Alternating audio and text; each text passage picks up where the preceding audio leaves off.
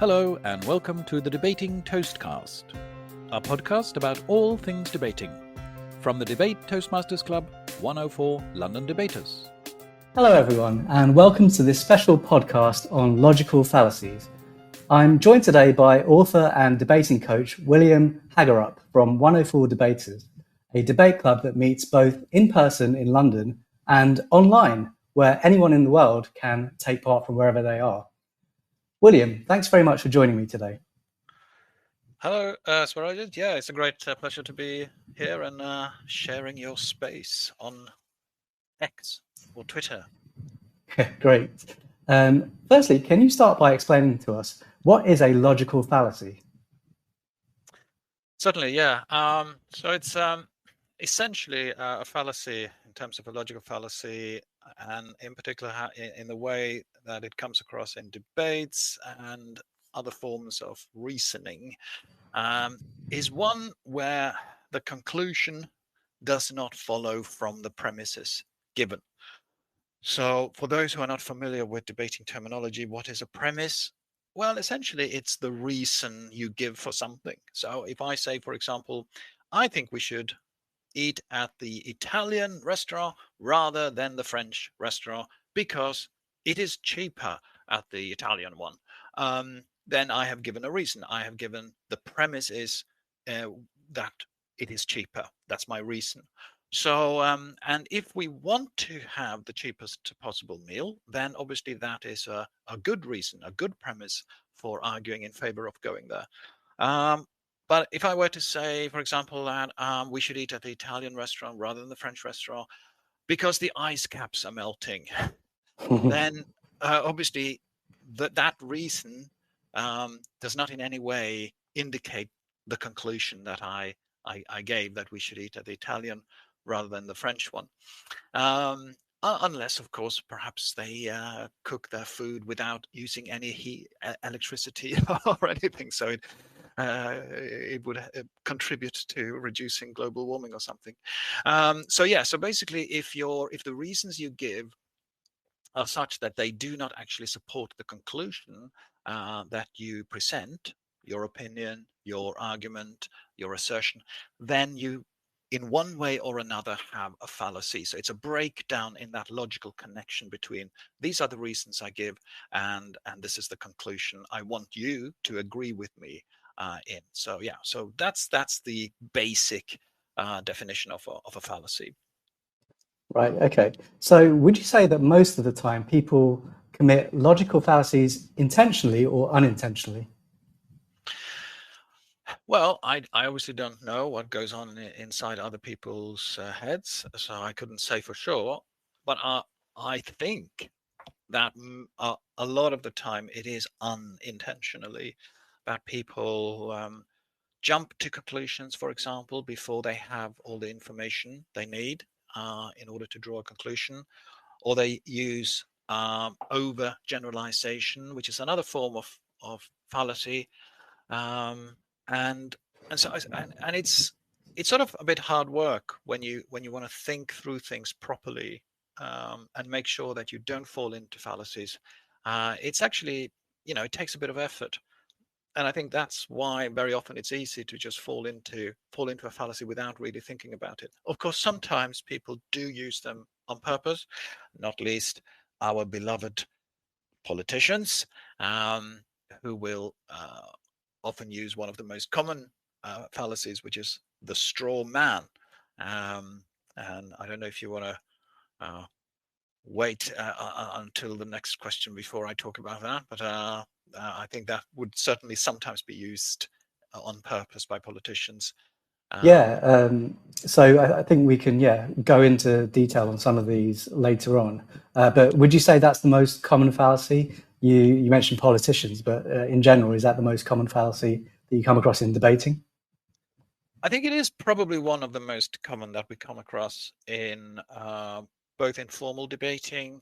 I hear it a lot, and also in more informal discussions online or in other fora, even in just conversations between friends or people.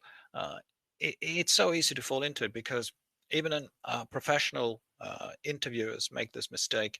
there's a famous or infamous example, depending on your point of view, of when Jordan Peterson was first interviewed in Britain by Kathy Newman. I think was it Channel 4, and he presented his views, and you may agree or disagree with him. I don't agree with him with everything for sure, but he was presenting certain views, and she kept representing his views as more extreme than they were. And the wording she used, and this is something to listen out for, was, okay, so what you're saying is, and then dot dot dot, and then she sort of presented a more extreme view than what was actually his view, and then he had to sort of try and re-explain himself all the time. Now, but it happens in all sorts of debates. So take the immigration debate, for example. So and it can happen totally without intention as well. So for example, if someone says that we should have less immigration because we can't deal with the amount of people coming, then the other person says, well, you got to remember that immigrants have made a great contribution to this country, and they're valuable to our industries and this and that and the other. And so not having immigrants would be a great loss for our society, they might say. And what you notice there is that may be perfectly true, but it wasn't actually addressing the argument, which was having fewer, not having none at all. Whereas the counter argument was arguing as if the first speaker wanted none at all. You see, so it's not necessarily that you set out to sort of paint the other person's view as extreme specifically, but you just give a counter argument that sort of assumes, whether on purpose or not, that the other person made a more extreme case than he did. And it happens the other way as well, by the way. When people argue that we should have some sort of more humane way of making sure that people can be processed so that they don't have to come across illegally and all that sort of stuff, then someone will say, well, the thing is, if we have open borders, then we'll get in criminals and terrorists and all sorts of things, as if the other person said that we should just have open borders. But that's not what he said. He said we should have some sort of legal route. So right. And the thing is, when you don't listen to what the other person is properly saying and try to argue against what he really said, rather than what this sort of fantasy version or this straw man version, you are not having a very meaningful exchange, are you? You are just talking past one another. You're talking across purposes, basically. Exactly. So it sounds like spotting and calling out logical fallacies is a good habit to get into. How should we deal with them when we come across them? Well, one thing is to essentially say that is what happened. So in the case of the immigration debate, the first person could say that, well, I did not argue in favor of closing the borders. So let's be clear what we're actually talking about, and then bring the debate back to what the topic is. What we're talking about here is how many people we can deal with, not about whether we close the borders or not. So essentially, what you do is that you first of all point out that the other person was arguing against something that you did not say, and then you repeat and bring the debate back to what it is actually about. So repeat. If there is a motion in a formal debate, for example, you bring it back to the motion. This is what the motion actually said. Or if it's in an informal discussion, you say that, well, hang on a minute, that's not what we're talking about. Let's just get back to where we wanted to focus. One good way of avoiding strawman arguing is actually to arrive at something called the stasis. So this is another debating term, but it's derived from some Greek and Latin. Essentially, what it just means is the point of standing still, meaning let's first work out what we agree on. So what is our common starting point? So do we both agree that we should have some level of immigration? Yes, we're happy to have some level of immigration, and we both believe that immigrants can make a positive contribution. But we both also agree that too many, too fast can be difficult in terms of integration and blah, blah, blah. Okay, so then we have a starting point. And then we can have a meaningful discussion as to, okay, well, how do we deal with it from there on? Or if we're talking about taxation as well, like if one person said, well, I think there should be no taxation at all, and the other person says, well, so you just want people to be on the streets and be destitute. No, that's not what the first person said. He just doesn't believe in enforced taxation, but he wants perhaps some other way of helping those who are destitute. So then it's good to agree on, okay, well, where do we agree? We agree that there should be some sort of help, there should be some sort of level of welfare or something, but the way of doing it is different from what we're doing now, for example. So yeah, so it's sort of working out where do we agree first. That can be very helpful also to avoid strawman arguments entering in. Okay, so that sounds like a really good place to pause here, because it's where we can sort of start. It's a starting point for actually getting into a debate. But I look forward to sort of delving further into the topic of logical fallacies as we go on through the hour. And now we will start welcoming people onto the stage who would like to kind of learn a bit more about logical fallacies, maybe put some questions to William. So you're very free to put in a request for a microphone if you want to, but between sort of while we're waiting for people to join and request to speak, William, we can sort of continue the discussion. You mentioned immigration quite a lot in your sort of intro there. That's I guess that's quite a common topic at the moment, probably all over the world, actually, in politics. So how do we, what other kind of fallacies do you think are occurring in this debate on immigration? You mentioned the straw man. Just because immigration is a very topical thing, is it just the straw man, or what else do you hear occurring? Yeah, no, I mean, you get all sorts of fallacies, of course. I mean, there's the I could run through some of the most common ones that I think we find not only in immigration debate, but any debate really, such as the no true Scotchman fallacy, which is the sort of informal name of it. It's also called moving the goalpost. So, for example, if you talk to someone who is would argue in favor of communism, for example, and you point out that, well, historically that didn't go very well because look at various historic examples of countries that basically became ruined because of their communistic experiment. Then very often you get the response, yeah, but that wasn't true communism.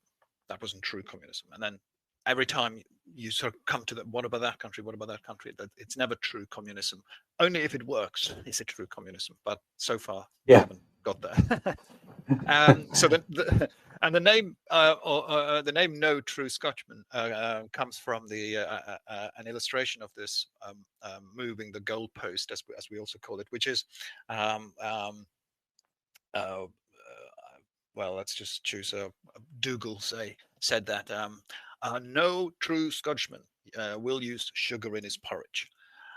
And then another chap, Mr. McDonald, says that well, my uncle uses sugar in the porridge, and he's a Scotchman. And then Dougal says, yeah, but no true Scotchman. So then he's a Scotchman, but he's not a true Scotchman. So you start out by saying, I think I may have told it wrongly, actually. You start out by saying no Scotchman would have sugar in his porridge. And then when you point out there is a Scotchman here who uses it, you say, but yeah, but no true Scotchman. So it's moving the goalpost. It's sort of saying that, well, so for example, if you're arguing about immigration again, to go back to that, you could say that I think, immigration has been a disaster for this country. And then people point out, yeah, but what about this and what about that? Immigrant community that's done something good, contributed to working, in the NHS or in some industry. And then you say, yeah, but I'm not talking about that form of immigration. I'm talking about another form of immigration. And then you sort of move the goalpost. Yeah, just another example actually that I sort of noticed recently was people sort of debating Islam and whether it's sort of compatible with sort of Western culture. And someone was claiming, Islam is a sort of violent religion, and on the other side you had someone saying, no, it's a peaceful religion. And then the other person said, well, what about Osama bin Laden and Al Qaeda? And the person on the Muslim side says, well, no, Osama bin Laden is not a true Muslim then, because he would be living a peaceful life if he was a true Muslim. So I've noticed that before myself. Let me go to Preston in the speakers, and I think he has a question. Sure. Thank you, Swara. Certainly I do. Will, I have a question in regards to logical fallacies, which are generally referred to, and we generally refer to logical fallacies as a negative thing, something to avoid. My question for you, Will, is there any time in your experience where tactically in a debate you would implement a logical fallacy as a way to win a debate, knowing it is a logical fallacy, but knowing it would be very effective to push your argument? Yes, well, it's a very devious question there, Preston. Are you planning a debate shortly? No, it's a good question actually, because there are some who say that, well, in the real world, in the real dirty world, you have to use whatever tools you can to argue for what you believe is right. I think the problem with using logical fallacies on purpose is that although, yes, you can get away with it, and you can sort of win a short-term victory, you run two risks. One is that those in the audience who are intelligent people and whom you want to convince will actually realize that it is a fallacy, and they will just think that you're being dishonest and you're not serious, and they will not be convinced by your argument. The second danger is, of course, that the other side, whichever is your opposing side, will pick up on it and they will point it out, and then you will then look very smart, shall we say. And then the third problem, of course, is that when you do build on fallacies, you are building on shifting sand. You're not building your house on rock solid ground of logic. So it is much easier then to push that edifice over and make it crumble. So I would very much advise to be extremely careful with using them on purpose, definitely. Because it just makes your case so much weaker than it could be. Great answer, Will. And you also alluded to something that is one of the most important lessons I've ever learned in debating, which is when you are arguing for the audience, not for the person you are arguing against. So very much something that has always helped me, and you alluded to it in that. So thank you for coming onto this space. Certainly will be learning a lot as you continue the conversation. Thank you very much, Preston. Yeah, so it's a pleasure. Yes, thank you, Preston. That's a very good point, actually. And William and I are both members of the same debate club, 104 Debaters. And there is another member there who has actually argued essentially the point you were making. You are arguing to win the audience over, and so, therefore logical fallacies are potentially a legitimate way to do that if you know that you're doing them in order to win over the audience. So I prefer not to, personally. I prefer to avoid them altogether, because to me it just doesn't make any sense. But the main thing about logical fallacies is that a lot of the time, if you don't know what they are, you won't know that you're using them. So that's why we need people like William to sort of explain these things to us. What do you think, William? Well, it helps to have people. I mean, I've made it a bit of a study of mine these last few years, but I first became aware of fallacies when, as a younger man, I took a undergraduate course in logic back in Norway, where I come from originally, and so it just made me aware of these things. Like although in philosophy, there some of these fallacies have more formal names and formal structures and all the rest of it, but things such as be agreeing about, or rather disagreeing to something that wasn't actually what the first person said, which brings us back to the straw man, for example, is just such a useless thing to do, because you're wasting time, you're wasting your breath, basically, and you could have a meaningful exchange, and instead you're just talking past one another. Another one that's very common, which I can mention also, is which has a nice Latin name, post hoc ergo propter hoc. Perhaps, I don't know if we can write it somewhere so people can see it in writing, but it's essentially causation versus correlation. So this is also very, very common, and you see it in newspaper headlines, like people who eat dark chocolate live longer, which suggests that by eating dark chocolate you will prolong your life, whereas in fact it's just a correlation there, that those people who tend to prefer dark chocolate perhaps have a more healthy lifestyle in general.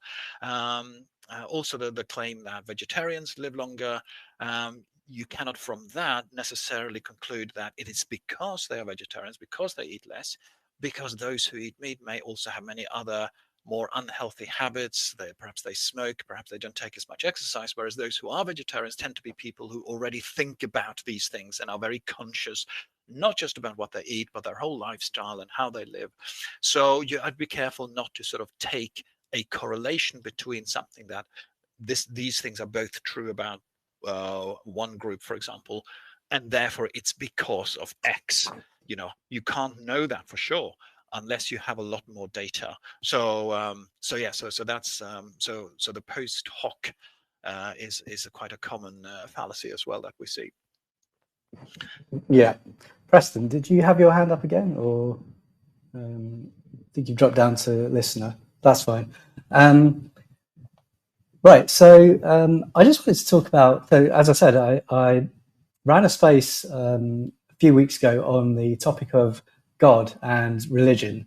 And one of the common fallacies that I heard there was, I think it's called the appeal to personal incredulity, which is, how could the universe or, life, animals and things like that have just come into existence without any intervention? I can't possibly understand it. That's a common fallacy that I hear in religious debates. Does it occur anywhere else? Yeah, are you asking me? Yeah. Do Right. you Yes, know of much course. about it? Yeah, I mean, it's a related fallacy to that is the appeal to ignorance. So, for example, well, we don't know that X didn't happen, and therefore it happened. So we don't know that it hasn't been proven that Mossad, for example, was behind the Twin Tower, the aeroplanes flying into this is a common. So this is a fallacy you see a lot in conspiracy theories, that, well, we don't know, it hasn't been proven that this didn't happen, or that such and such a group wasn't behind such and such an event, and therefore it might be true. So and of course, but the fact that you don't have evidence to the contrary doesn't mean that something has been proven, right? Take, for example, go back to God, the question of the existence of God again. I have very often heard it as well in the debate about religion, that, well, you cannot prove that God does not exist, and so therefore he must exist. But that is an absolute fallacy, because it is, if you put forward a claim, if you are the one who puts it forward, of a positive claim, as we call it, that something is something, so God exists, then it is you, it's upon you to prove that claim. You have the burden of proof to prove that claim. And so it is not on anybody else to then prove a negative, to prove that it isn't so. You make a positive claim, you have to prove it. If you take an example from something else, like the existence of Father Christmas or Santa Claus, if you claim that Father Christmas exists, then you have to prove it. Nobody needs to disprove his existence, and you can't say, well, you haven't proven that he doesn't exist, so therefore there must be a Father Christmas somewhere in the world. No, that makes no sense. So that's it's a fairly common fallacy, but it's often one that once you explain it to people, they tend to sort of understand it quite quickly. But it's so easy to feel that, like you say, if you can't understand that something can't be like that, then how can't it not be like that? But and it's difficult sometimes to accept that we just don't know certain things, and we need more information. And yeah, so Yeah. appeal to ignorance is another name for that. Right. Yeah. And again, in the God debate, I think one of the common arguments I hear was, but I think this relates back to moving the goalposts. So when you ask something like, "Oh well, if God is real, how come I can't see him?" and they'll say, "Well, he's invisible," and you'll say, "Well, how come I can't touch him or hear him or test him in any way?" And they'll just sort of change the definition so that every question you ask will have a different kind of get out clause, if you like. Is that moving the goalposts? Or it is? And a very good example of this is to use Dr. Jordan Peterson again, and this time he is the guilty one, because he was on it's an online thing that they do on YouTube. When one person faces, I think is it 24 people of the opposite view. So it's Dr. Peterson facing however many they are, 20 something, I think, Christians. Atheists, and he is supposed to represent the sort of the religious point of view, or favor religion. And so he makes various claims about God. And then when the atheists argue against it, he says, yeah, but that's not God, and that's not God. And in the end, God became something very vague, like your highest ideal or something, which, like, okay, well, then we all believe in God. Like you just redefine what God is until everybody has to believe in it, whether they want to or not. So that's definitely moving the goalpost. Whereas if you were to debate it based on what is the common notion, particularly in the sort of Western Christian part of the world, then we all have a fairly sort of reasonably clear idea about what God is supposed to be. So you should be honest and debate on that basis. Yeah. Yeah. So that thing you just said about redefining God to the point that it's something that everyone has to believe in, is that the same as the stasis point that you made earlier, or is that something different? Well, yeah. So it's related to that in the sense that if you note, so in that video, so I recommend that to everyone. I don't know if we can share the link or something here, Swarajit, but there was one exchange that was quite good, because the other person started by, okay, can we just define some terms to begin with? Okay, so something you find in formal debates like we do at 104 London Debaters and online debaters is that the first speaker to present the case for the proposition will have to define the terms. So give the so if they are arguing, for example, this house would ban dogs in cities, then they have to define, well, what do we mean by ban? Is it a total ban, or is it a ban but with a license that you can have license? What kind of dogs are we talking about? Is it all dogs or just certain dogs?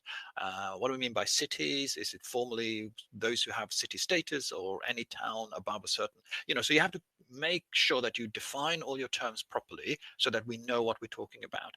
And that's sort of a way of establishing stasis, like this is where we start. So we have to be clear about that. And absolutely, that you avoid that whole moving the goalpost by agreeing in advance. So it's really useful if you're having a discussion with someone, and particularly if you feel that you're sort of struggling here because you feel that you're talking past one another, or you feel that the other person is all the time moving the goalpost. Perhaps he's doing that not on purpose, but because he originally was thinking about something else. So that again can happen. And so it's good to ask, to start with, well, what do you mean by that? So when they make a statement, ask a few questions first. Make sure that you establish what it is the other person really means, understand his point of view, and then present your counter argument once you know that you really understand the other person, and then you avoid some of these common fallacies immediately. Thank you. Anyone who's in the listeners, you're very welcome to put in a request for a microphone. There's a button on the bottom left if you want to ask me or William a question about the topic of logical fallacies, and maybe bring in your own sort of thoughts on any debates that you've had recently and whether you think any logical fallacies have occurred there. I just mentioned the God debate that we had in a space a few weeks ago. I'll mention that again, and I'll just because I have an example of what I think is a logical fallacy, but it also comes up in another subject that is quite topical at the moment. So the logical fallacy I wanted to talk about with the religion debate is called circular reasoning, and that I think is where people say they believe in the Bible because they know it to be true, and they know it to be true because it says so in the Bible. So I think that is an example of circular reasoning. The more modern, recent example of this is with the transgender debate, where the gender critical people are always saying, well, how can a transgender person be a woman? How do you define a woman if not by biology? And they might say something like, well, a woman is anyone who feels like a woman. In which case they've used the word woman twice in the same sentence without actually giving it its own definition. Can that circle ever be broken, William? Because I think if you sort of break down that definition of woman and say, well, a woman, yes, is a biological female, but it can also be someone who associates themselves with the social traits of a biological female in society. Does that break the circle, or am I being too wishful here? I think you need to come back to the point of stasis. I try and come back to a point that you both agree on. So, because this is particularly a debate that becomes often very contentious and very emotional, and people get angry and start throwing things at one another, at least verbally. And I think I want to just throw in one more concept here, which is good faith debating. So that's when you debate in good faith or discuss in good faith, you try and believe the best about the other person. You try and believe that the other person has good intentions, that he's not an evil bastard. You know, that he just wants to raise his or her concerns and thoughts. And if you can both believe in the other person's good intentions, that's already a very, very good starting point, which will help everybody to have a more meaningful exchange of views. So that's just point one. And I think if you don't have good faith debating, that it doesn't help sort of whatever fallacy you try and point out or however rational you try and be, it will just deteriorate into a slinging match. So I think so that's sort of number one. You got to start with good faith. And then yeah, so circular reasoning, it's definitely circular reasoning to say that a woman is anyone who defines themselves as a woman. It's the fallacy is actually called begging the question, which is that's an expression often used wrongly to mean that something raises a question. But begging the question is where you, in your definition, you support your own conclusion. So to go back to the Italian restaurant, we should eat at the Italian restaurant because the Italian restaurant is the best restaurant. You know, like hang on, that's just saying that that's your conclusion, which is the best. You believe it's the best one. That's the claim you want to make. You can't have that in your definition then. You need to explain why it's the best one. How come? In what ways? What are the reasons? What are the premises? But just restating it in your definition means you're begging the question. I think the way to break it again is to come back to definition, and that's the big question: what is a woman, right? So, and if you can ask the other person in this debate when you're having a discussion is, what is it you want to achieve? What is the fundamental thing you want to achieve? And I think what most people can agree with the stasis is that we should treat everybody with a degree of respect and consideration, and have space in our society for people who feel differently and think differently and want to live differently than the majority, um, and that's fine. So okay, so if we can agree with that we have a really good starting point. And then one person may say, well, for me, I think we should only use the term woman about someone who is biologically born a woman. And then anyone who is born in the other sex should therefore be called something else, such as trans woman. And then that can solve the problem if you can then agree that by adding that additional word, that additional adjective, then you have sort of specified that this is a subcategory, and then the main category is obviously the biological female, and then there's the subcategory of social woman, as it were, people who identify socially as wanting to live out and express themselves as women. So I think, yeah, because what if your point is, well, I don't want people like that around, I don't want people like that in my society, then there's really no point discussing with that person, because he will then be not care whatever definition you have. He doesn't want trans people, and if the other person is just wants to have trans rights, even if it trumps anybody else's rights, and even if it's not appropriate, for example, in certain female spaces such as rape centers, then he's being unreasonable on that side. So you have to find that middle ground first, I think, before you can have a reasonable discussion. Right. I wanted to talk about, well, actually, so I was doing a bit of research on logical fallacies before this space today, and just the fact that you mentioned middle ground just now made me recall a fallacy that was called the middle ground fallacy, actually, because you can have two people arguing perhaps at either extreme of an argument, and therefore someone might say, well, you're saying this end is right, you're saying that end is right, why not meet in the middle? And that should be the most logical answer. But that doesn't necessarily follow, does it? No, absolutely. I mean, if you, what I should have said actually is I should have used the word or the expression shared ground rather than middle ground. So it's the stasis. So what can we agree on as a shared perspective here? Because if we don't have a shared starting point, then there will be no meaningful exchange of views.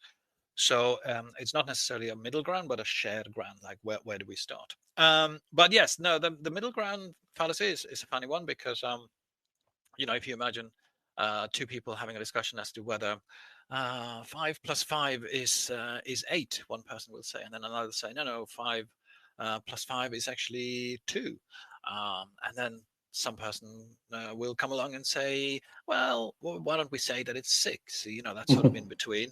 That's the middle ground. So yeah, that sounds reasonable.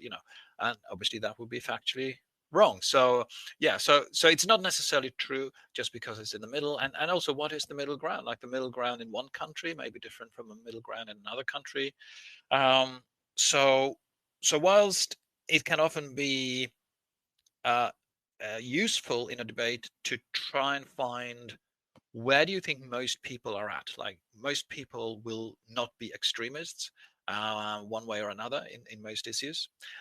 So to find what is a sort of a moderate point of view that most people can agree with, whether they lean towards the conservative side or the liberal left, or some other ideology, what can most people agree with? It's a good idea to think about that when you are shaping your argument, if you want to convince an audience of general people, because most people are not extremists.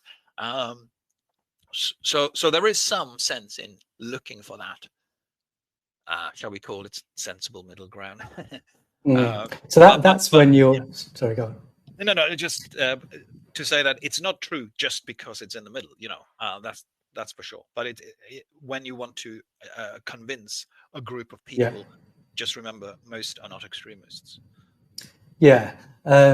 So that's when you want to persuade your audience, basically. But from what you just said, it reminded me of another fallacy that I was researching, and that was called the bandwagon fallacy, or the appeal to popularity. Oh, And yes. again, that's one that I often hear from my Christian friend who's trying to convert me. She's saying, "Well, Christianity is the most popular religion in the world, and so 2 billion people follow it. Why do you think they're wrong?" And in a way, I can see why popularity is something that people want to follow, but it just doesn't make it right. That's the problem, isn't it? No, Because a lot of people can be wrong at the same time. Yes, and they can be right in different ways. I mean, there are about 50 billion birds in the world eating worms. That doesn't mean that we should eat worms. 50 billion birds can't be wrong. No, but to be serious, it's one that certainly you're right, that just because a majority believes something doesn't make it right in and of itself. Take such a moral issue, and with that I mean an issue that entails moral consideration, such as the death penalty. Is it right or wrong to have the death penalty? And the support for the death penalty has gone up and down. It's actually gone quite a lot up in Britain lately. But does that make it right? Not in and of itself. Then again, when you live in a democratic society, you can't ignore if a lot of people are concerned about something, and if a lot of people believe that something is a problem, then for politicians, they have to take that into consideration and they have to deal with that. And if mainstream politicians do not deal with the concerns ordinary people have, then there will be some demagogue or some others who will want to exploit that.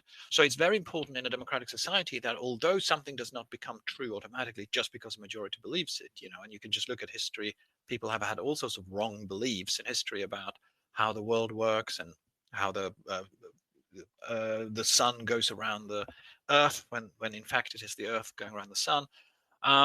So obviously majority doesn't make it automatically right, but in a democratic society you still have to take into consideration what large groups of people are concerned about.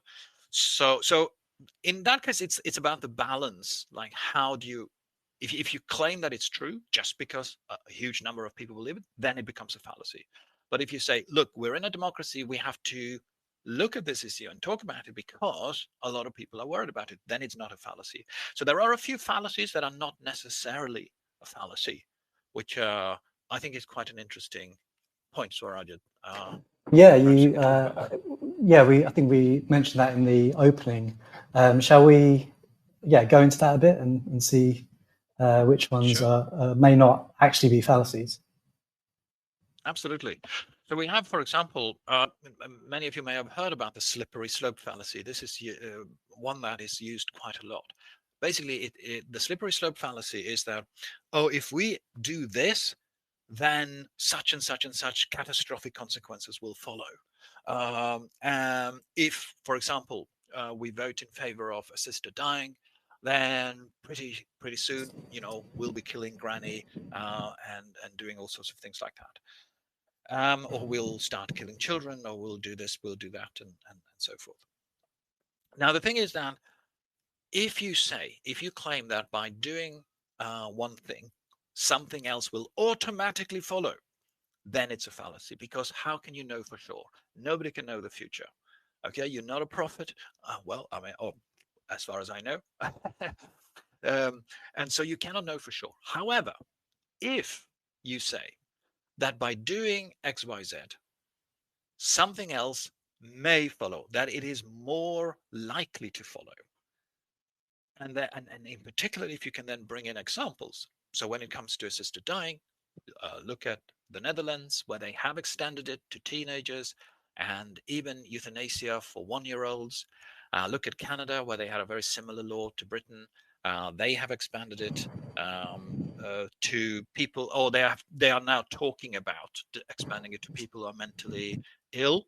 Okay, so that's scary, and that could only happen because they had first made a decision to sort of step over that threshold. However, there are also countries in the world that have had assisted dying for many, many, many years and have not gone down that route. Okay, so what that shows us is that you don't necessarily have to go down that route. It's not inevitable, but of course there is an increased risk. And logical fallacies, I think there are they fit into two main boxes. I think there are formal fallacies and then informal fallacies.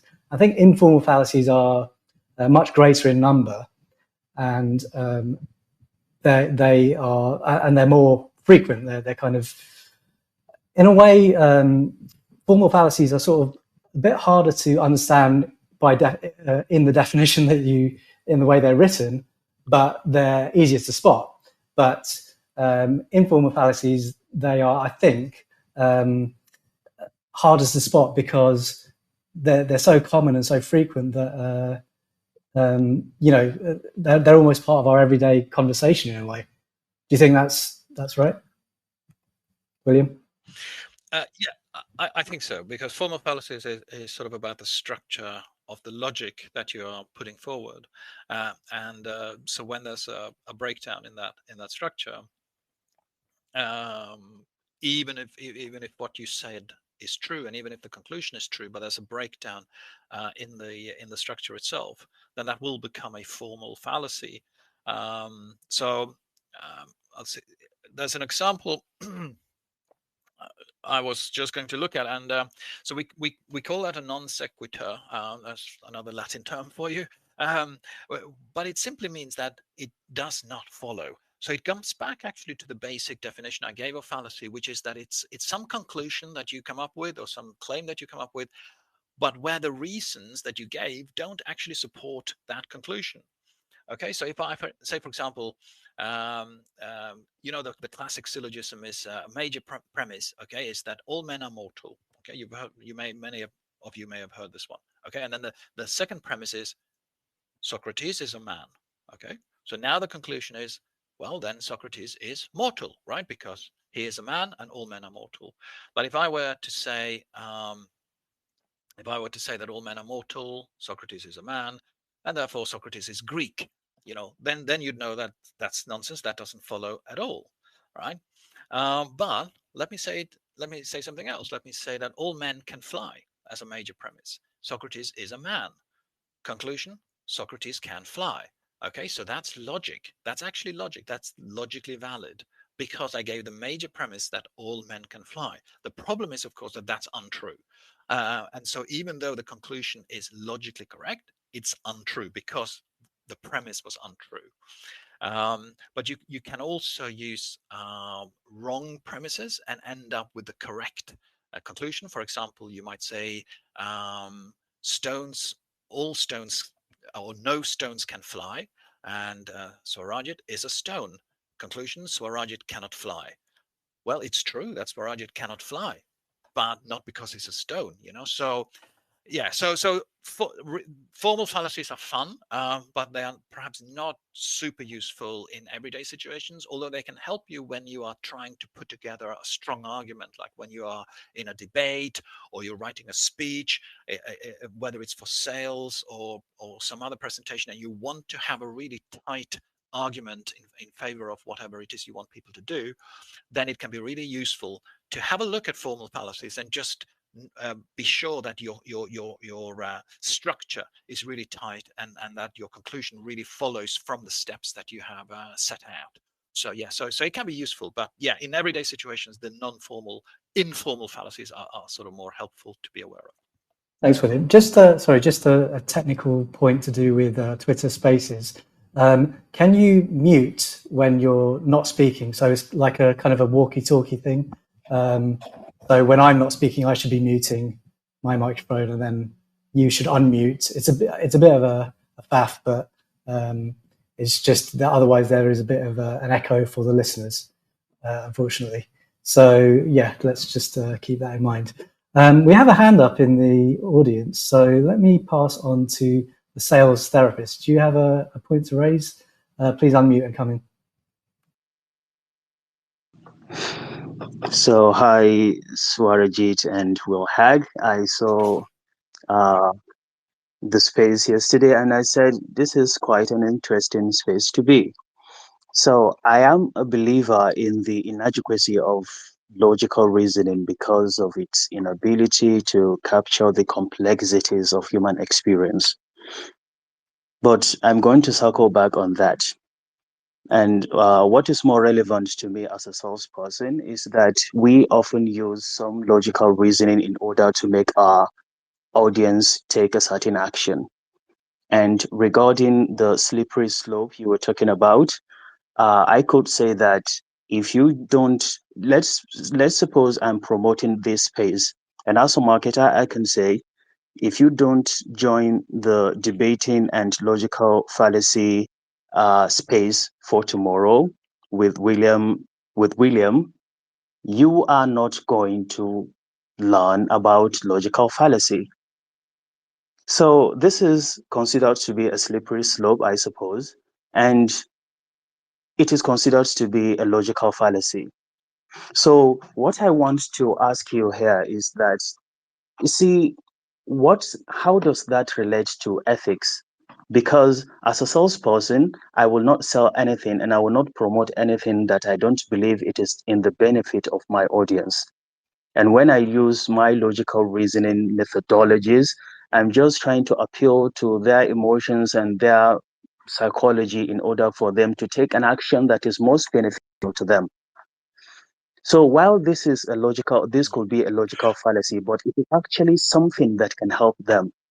So do you see any line between logical fallacies? Yeah, yeah. And no, that's a very good point. So let me first take your example, because the example you gave wasn't actually a fallacy. It was a reasonable proposition. You said if you don't join this spaces, you will not learn about fallacies. Obviously, the person could learn about that somewhere else, so it's not in 100% true, but it's certainly true that they miss this particular opportunity to learn. So that it's a reasonable thing to put forward as an argument for joining. If, on the other hand, you said that, look, if you don't join this particular spaces on Sunday, the 22nd, then you are going to fail in your future career, and probably your spouse will despise you because of your failure, and you're going to be divorced and end up in the gutter. And so, yeah, see you in a year as you lie under the bridge, and so forth. That would be a slippery slope, because now you are saying that all sorts of things will definitely happen if you fail to take this particular action. And so the difference between a slippery slope becoming a fallacy or not, as I said, is that if you say that something will definitely happen if you do or don't do this particular thing, then it becomes fallacy. But if you say that, look, if you don't make an effort to try and learn about fallacies, then that may make you weaker in terms of your thinking and your intellect, which in turn can be negative for your career, whether it's as a salesperson or as a leader or whatever. So and this is a great opportunity, you shouldn't miss it. Then of course, then it's not a fallacy, because you're just saying that it might be bad for you, if you sort of fail to take these opportunities. But hang on, on the other hand, you may miss this opportunity, but take another opportunity. So you can't know for sure. But and on the moral side, yeah, so the thing is, if the argument is, well, I know this is for your best, and so I'm going to use any tool in the toolbox, whether it's a fallacy or not, I'm just going to convince you because I know this is in your interest. I think that's a bit dangerous, because it should be up to the person himself to come to the acknowledgement that it's in his interest.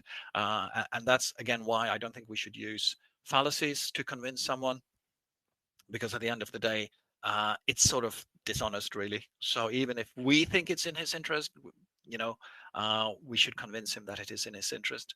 And learning rhetoric and coming, say, to a debate club will actually help you to become better at doing that without resorting to fallacies.